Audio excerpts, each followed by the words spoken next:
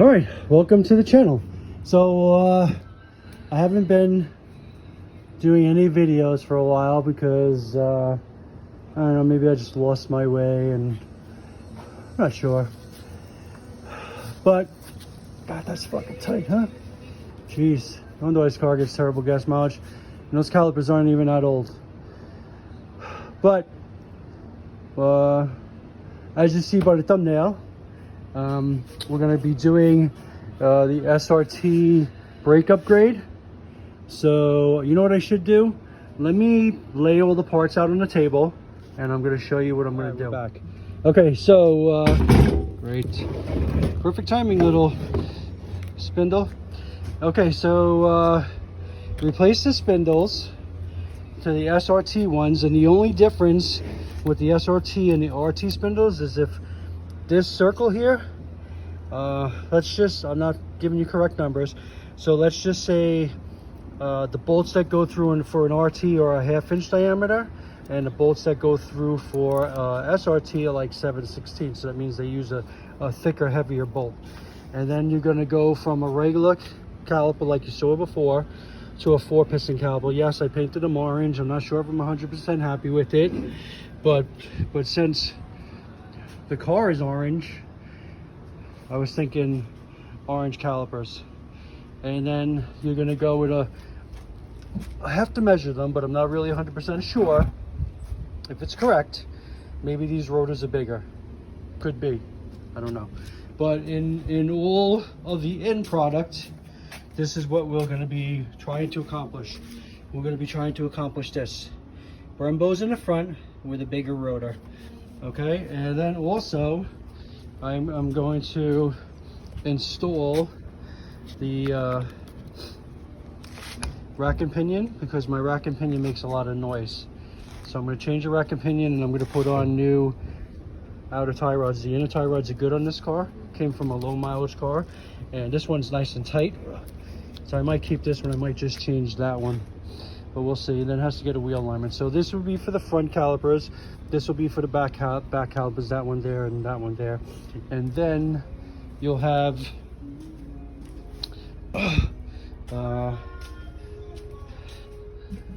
bigger rotors in the back.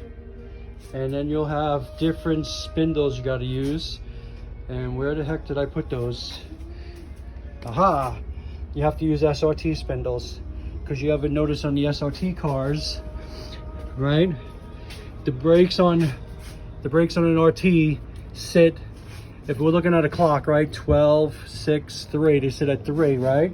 3 o'clock. So 3 o'clock facing forward.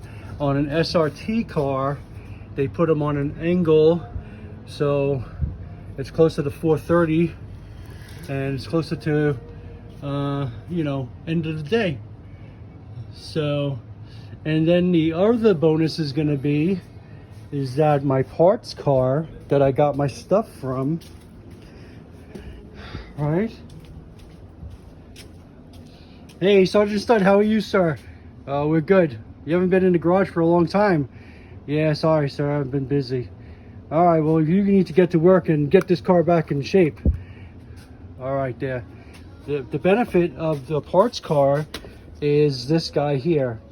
So now this guy is an SRT rear, and as you can see, it's got 306 gears, where the RTs I think are at don't quote me on this, 262, 260 something, maybe 270s. I honestly don't remember.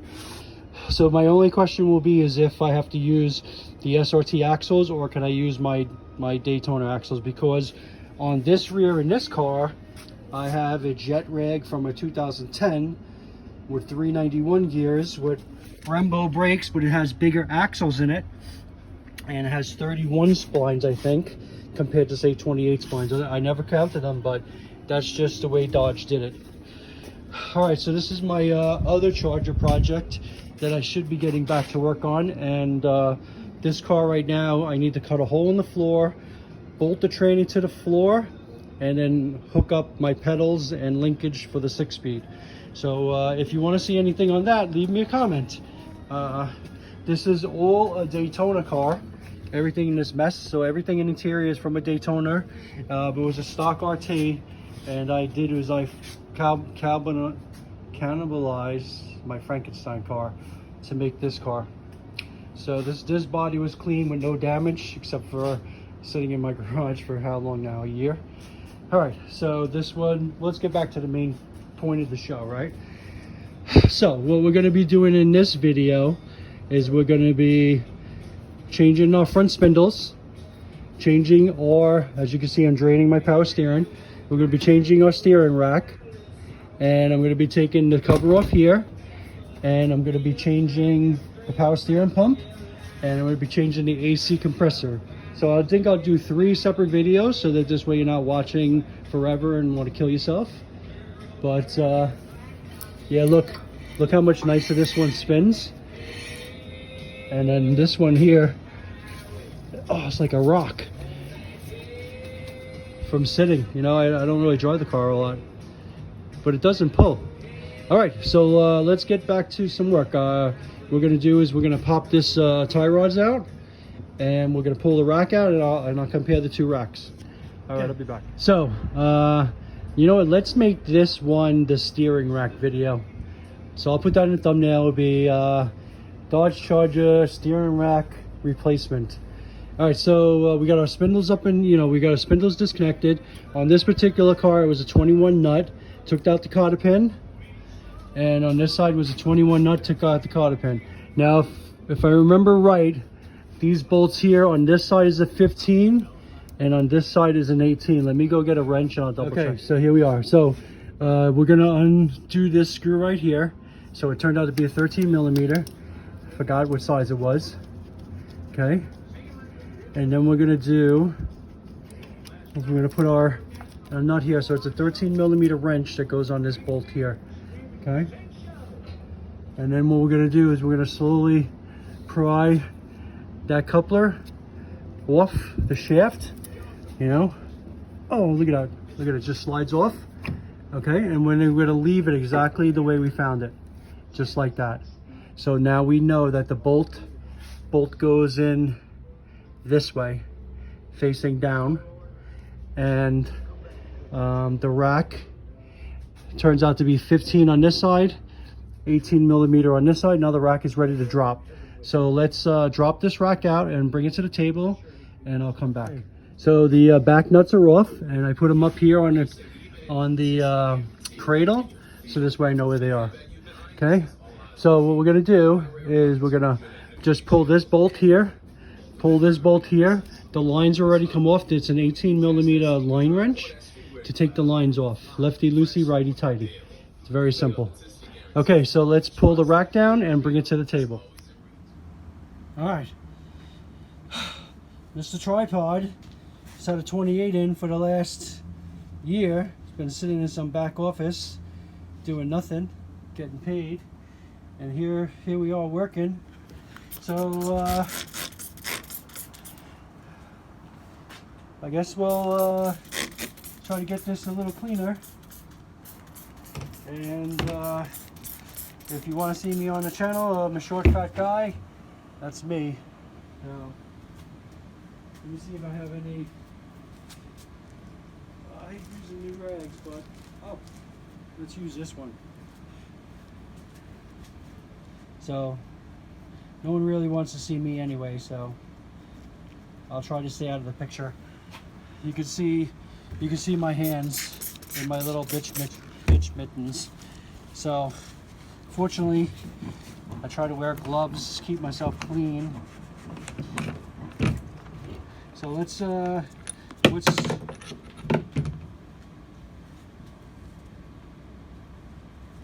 switch bolts.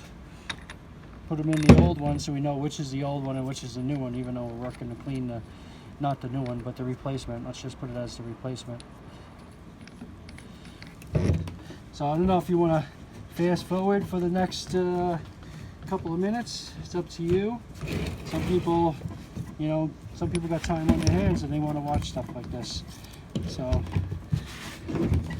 I don't know how clean we're going to get this, but you know what? At least it'll be a little more presentable for the wheel alignment guy, even though I honestly don't like the wheel alignment guy.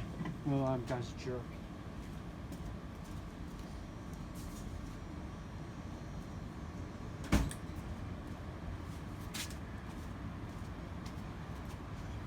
Yeah, well, yeah. Well, we all can't get along, right? We just try to, but...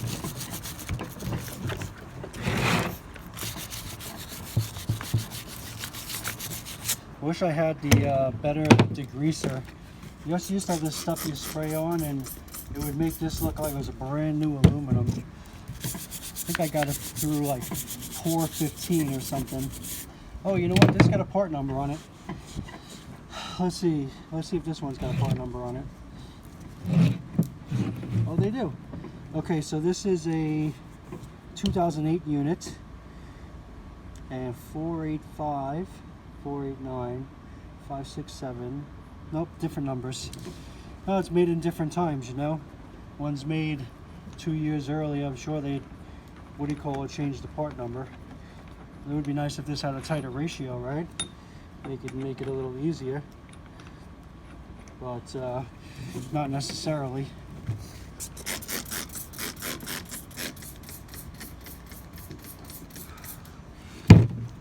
Alright, so I'm going to probably spend the next 5 minutes cleaning this thing up. So if you want to skip for a couple of minutes until we get back to the installation part, that's fine by me. If you don't want to hang out, it's up to you.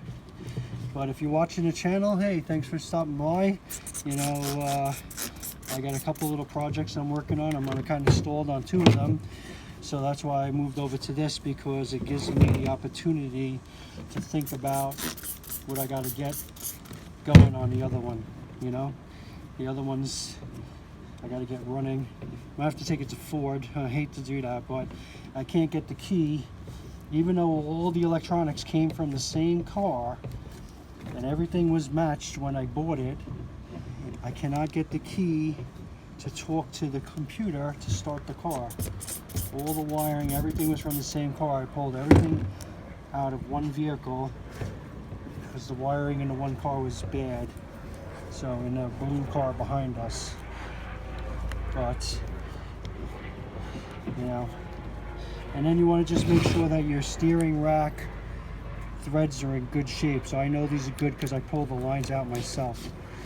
So let me see if I have something else I can spray on this to make it a little better.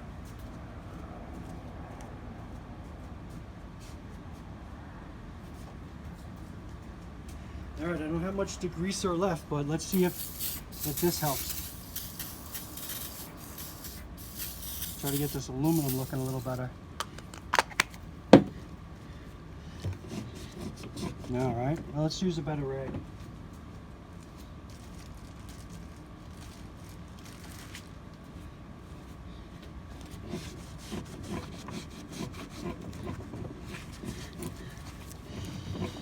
All right, so I was going to use my other phone for videoing, but it turns out the case that I have, the the tripod here will not allow it to mount to use the tripod.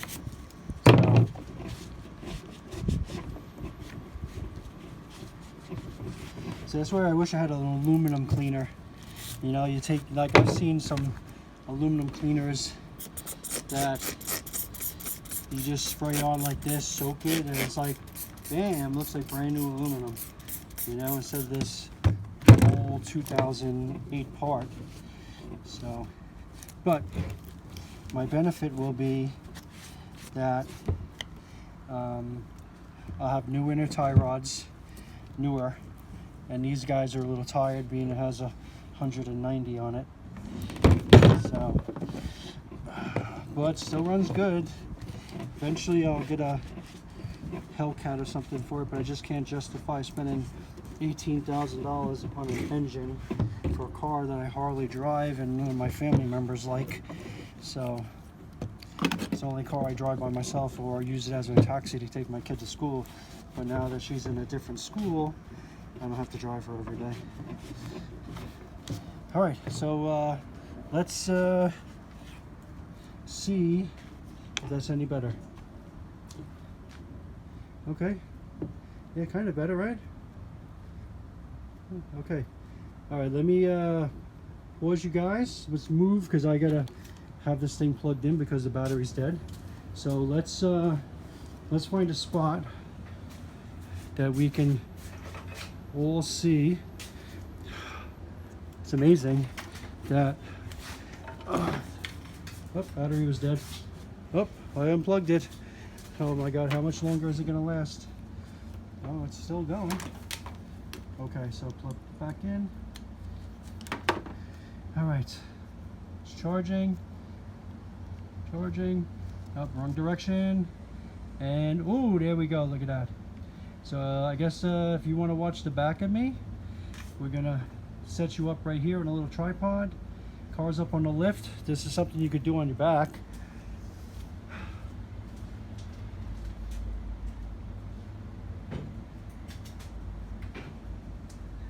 Okay, 1U steering rack going in. Now remember, this is something that you can do on your back. I've done it before, and something you could do that's not that difficult. Well, I shouldn't say not that difficult, but it's something that if you're up to the challenge, you can take care of it.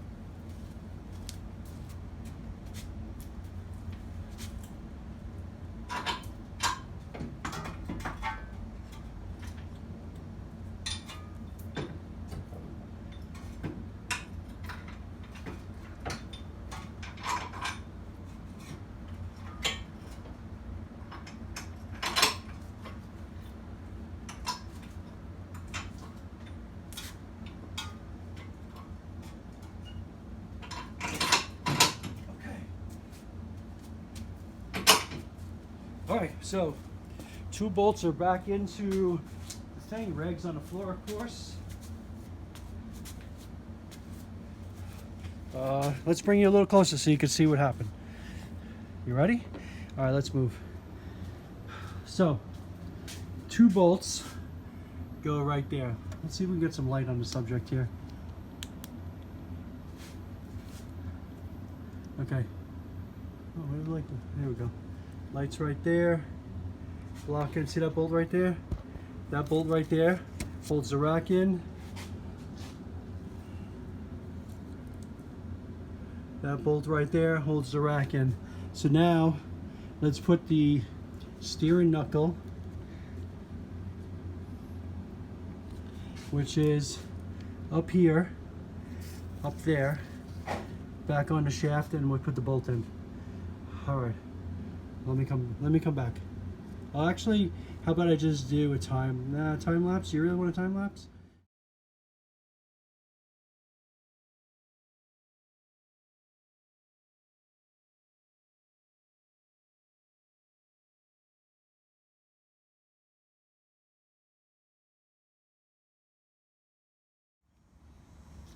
Okay, so I tightened the mounting bolts for the rack. Up here where my finger is, right there, a little dark. And I tightened the one right here. And then I put the 2 lines on right here. But what I should have did is I should have put the steering linkage back in because this would have been out of my way. But you can still do it. It's not that bad. All right, let's take care of that. And then I'm gonna leave this one as just the end for now because I gotta do spindles and stuff like that. So I might make this a short video, or I just might make it all included on the one.